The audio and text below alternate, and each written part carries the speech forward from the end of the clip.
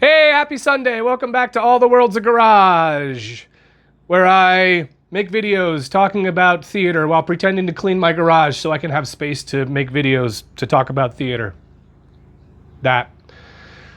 Real quick one for you today, but an excellent message, especially for newer artists, younger actors.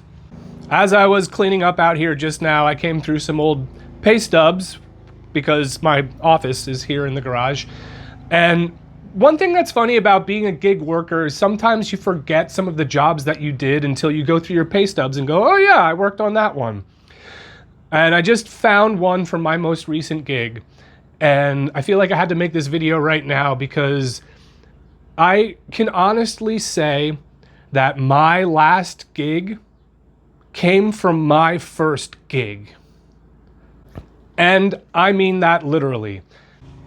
So the last gig that I just booked right at the end of the semester was doing a few workshops for some college students, all because of a relationship that I had from the very first time that I ever performed for money.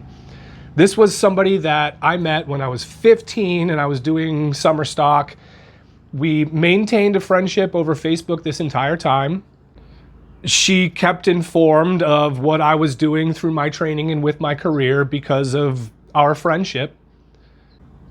And as I said, she was the last client that I had. She was the last person to book me for a gig. And I met her on the first gig that I ever did. So there's a very important message here. And that is gigs lead to gigs. Work leads to work. It's a huge question for a lot of younger artists, how to get that first gig, how to break into the industry. But I think it's very, very important for you to know right off the bat, when you're on the job, treat it as an audition for the next one. And this has been true for me as an artist and also a stagehand. One of the first gigs that I had as a stagehand, I was diligent, minding my own business, making sure that I was attentive and just being present, doing my job. Some of the other people that worked with me on that crew also managed crews at other theaters. They noticed right away that number one, I'm not a dick, because that's rule number one, don't be a dick. And number two, I was there, present, diligent, and willing to learn. I didn't pretend that I knew everything right away. At the end of that gig, the one guy came up to me and said, hey, can I get your number to be on the overhire list for this other theater space? I said, yes, absolutely. Very early on, I learned that gigs lead to gigs. People know each other in this industry, especially if you're in a small community or a smaller market.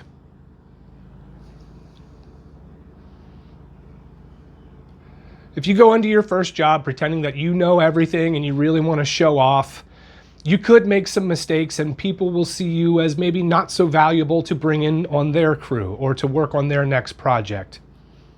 So again, a few tips there are just be collaborative. Be friendly. Don't try to prove yourself to everyone.